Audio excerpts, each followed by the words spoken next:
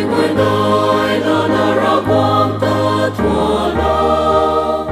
con đi mai quên ai là ra quang ta thua lo quan cao ran na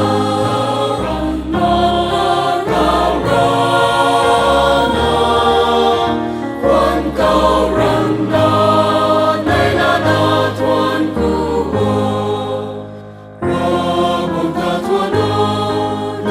vui lúc qua lên ra con rồi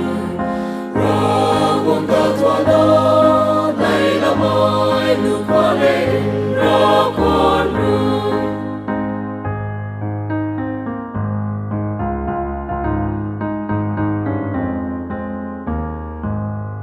con lê trumpet con rồi đây là nó cả ta thua nó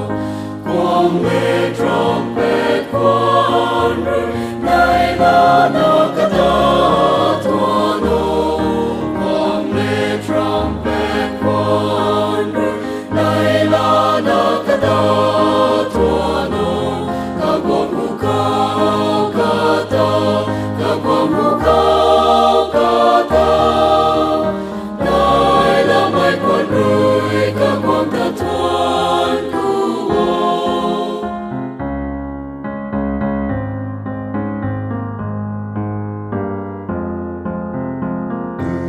Come on,